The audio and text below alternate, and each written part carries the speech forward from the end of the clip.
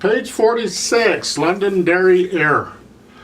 Now, again, the fingering they have is fine, but I'd still like to suggest a few things. Starting in the right hand, up at the top of page 47. In that first measure, you see the fingering they've got is a 2 and then a 1, 3, and that makes you put your thumb on that F sharp, right? And then slide your thumb down to the F natural. I find that awkward and unnecessary. I suggest you start with your thumb on the G. Now, you had your thumb on the C before, alright?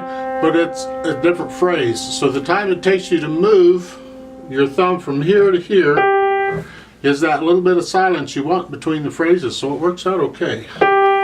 It's not a real fast piece. This is a moderately slow piece, so you should have time to go from here to here. Okay, I mean the other hand is resting, it's not doing anything, so you can go here. The thumb on the G, and then 2 and 3 on the F sharp A, right? And then 1 and 4, and then 1 and 5.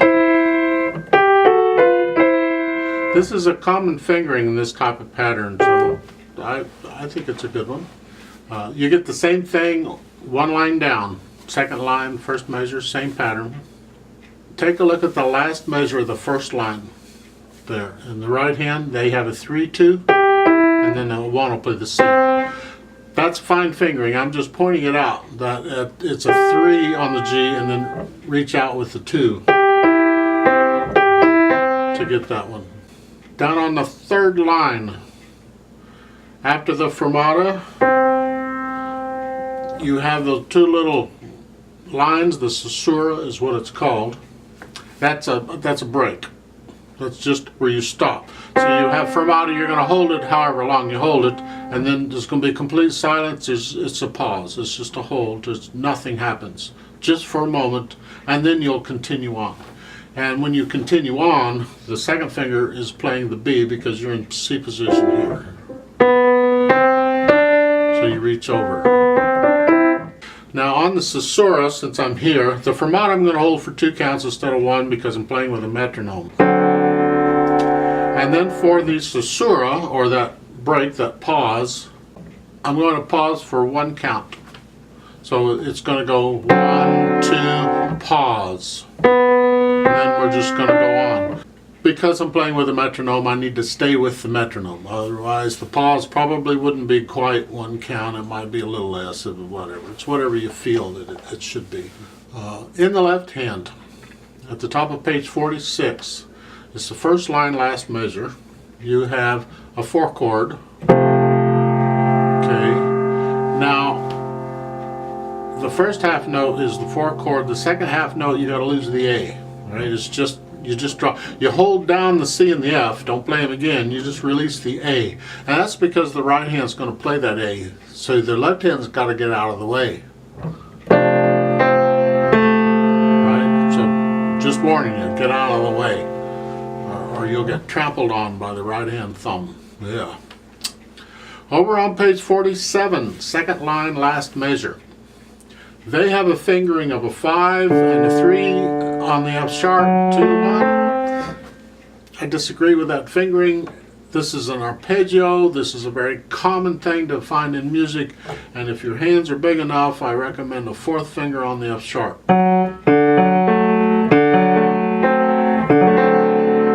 It's kind of a, when you do arpeggios, that's the fingering you're probably going to use. I'm sure they did 3 because it's easier for you to reach and it's fine, and they'll say, well, we'll fix you later. I'm saying, no, I'm going to tell you that's the way it's fingered now, and we don't have to fix anything later. It's there. At the bottom of page 47, in the first measure, you have a 4-2 on the D F sharp, and then a 5-1 on the G F natural. And then the first ending there, you see the C? Well, the tendency is to put the 5th finger on that. It's a little awkward. It's doable. You can do that if you want. I would recommend you use the 4th finger on the C. I can reach that if I have to. And it's just... for this. If you do the fourth finger on the C, then you're going to do the second finger on the G. Okay. As far as the pedaling goes, it's the same as we've been doing in the past. You would put you put the pedal down right after you play the notes. There at the top of page 46, the last measure. Play the notes first, and then the pedal goes down.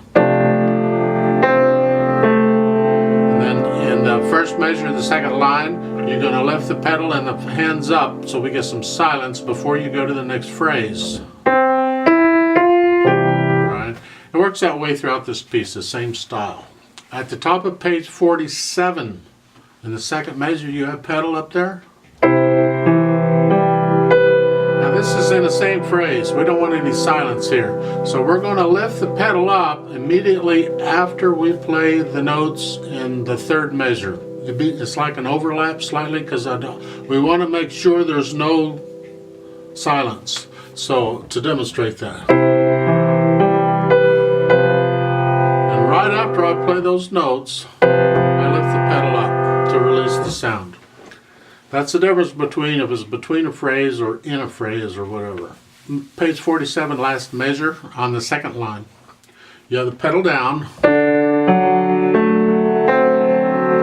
And you're going to the next line. Okay, then the pedal comes up. I recommend you put the pedal up after you play the chord in the left hand of the first measure of the third line. Okay, I'll demonstrate that again. It's the last measure of the second line going on. Okay, so there's no silence, it overlaps. Now we have that susura again here, so I'm going to pause one count, one beat, and then we're going to continue on.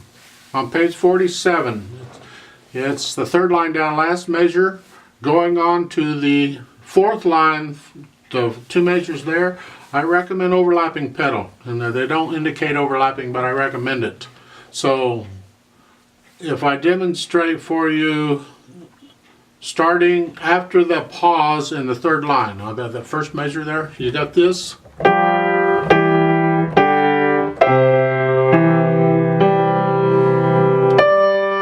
No. Yeah.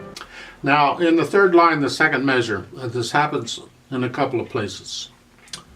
They're recommending you lift the pedal on the fourth beat of that second measure. On page 47, third line, second measure, yeah. So you don't blur the melody, it's what they're after. Okay? I don't know if I like that or not. I like the idea of not blurring the melody, but I don't like the idea of losing all that sound all like that does. So I might go ahead and leave the pedal down and do an overlapping pedal between them. Because I like to keep that full chord sound even with the melody, even when the melody changed. So I'm probably going to do overlapping. And then overlapping at the end there.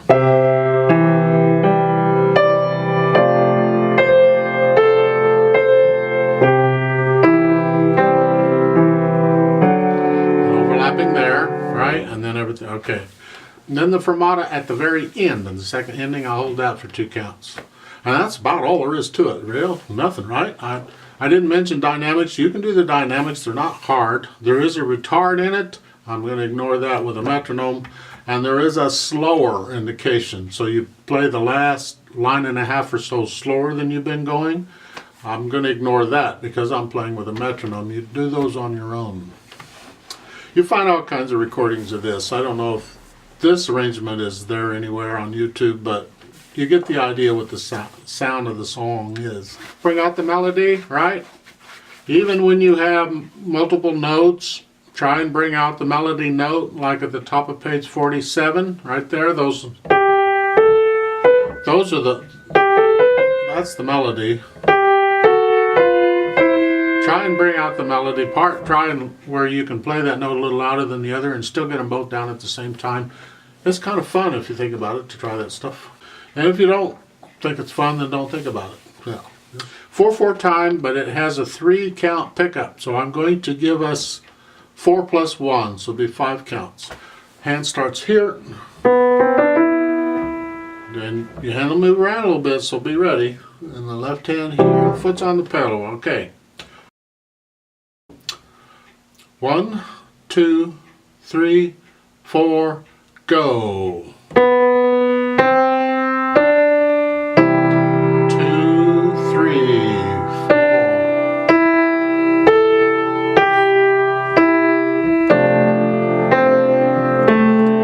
2, 1. 2, 3,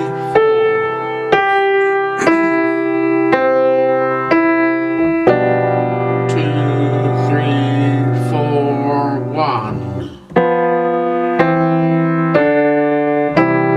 2, 3. 4,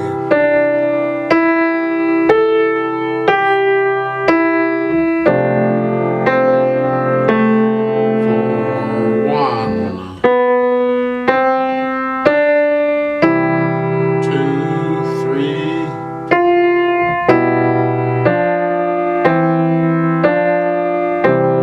2, 3, 4, 1.